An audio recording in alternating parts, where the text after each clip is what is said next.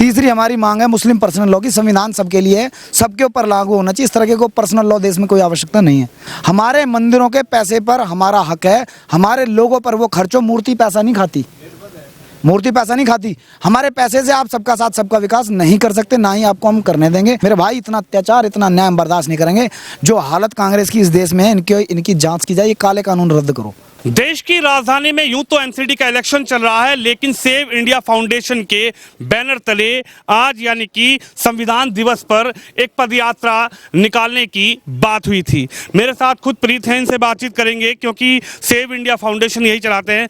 क्या हुआ आज आप लोगों को यहाँ पर एक तरीके से नज़रबंदी इस थाने के अंदर लाकर कर दिया गया है।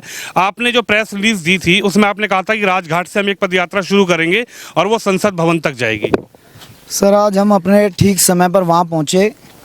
हम लोगों ने कोई नारेबाजी नहीं की। हमने अपनी जो मांग थी वो मांग हम अपने मांग के पत्रों पर लेकर आए थे।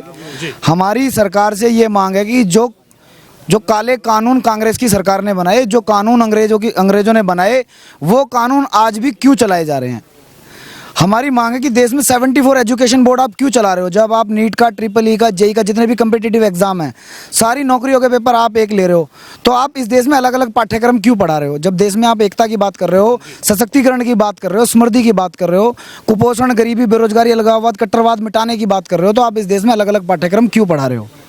हमारी ये मांग है कि ये अन्याय बर्दाश्त करने के बाहर है कि एक IAS IPS का बच्चा अलग किताबें पढ़ेगा, कांस्टेबल का बच्चा अलग किताब पढ़ेगा, नेताजी का बच्चा अलग किताब पढ़ेगा, मजदूर, किसान, श्रमिक वर्ग, रिक्शे वाले का बच्चा अलग किताब पढ़ेगा। पूरे देश के बच्चों को वो किताबें पढ़ाई जाए जो इस देश में पूंजीपतियों के बच्चों को पढ़ाई जाती है। एक पाठ्यक्रम पढ़ाओ।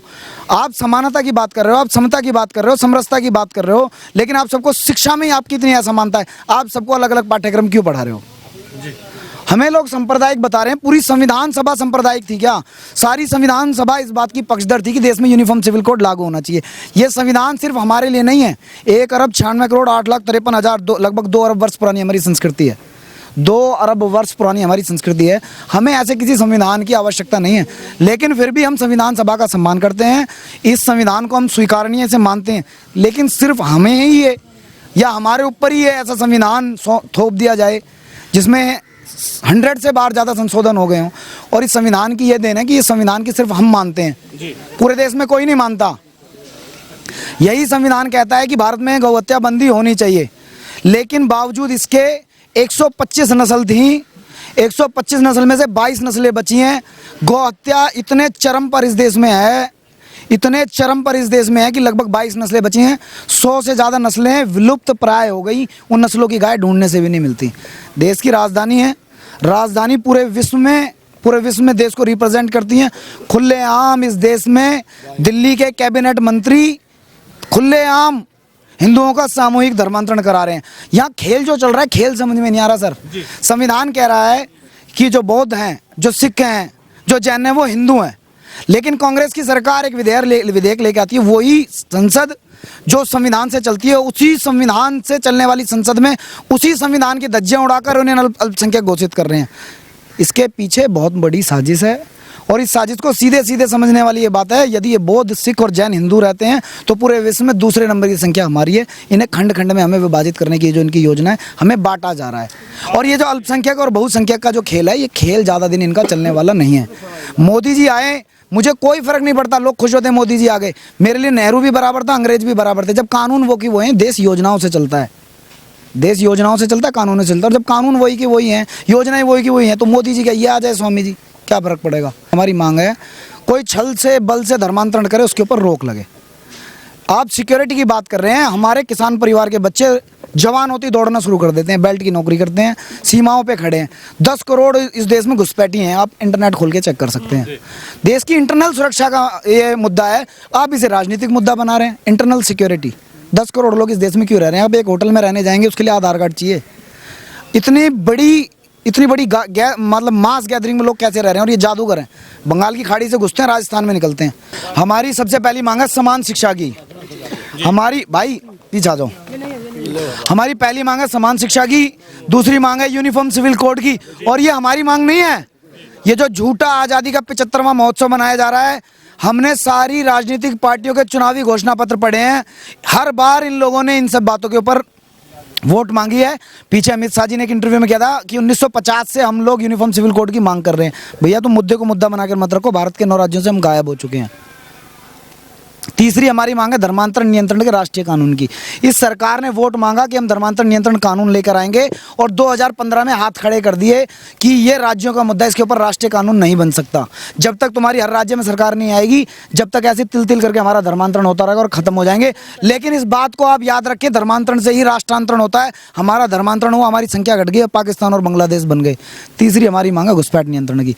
चौथी हमारी मांग है, तीसरी हमारी मांग है धर्मांतरण नियंत्रण की, चौथी हमारी मांग है घुसपैठ नियंत्रण की, पांचवी हमारी मांग है पूरे देश में गौवंश हत्या बंदी की। 100 करोड़ हिंदुओं की आस्था है, आप ऐसी दुर्गति नहीं कर सकते हमारी आस्था की।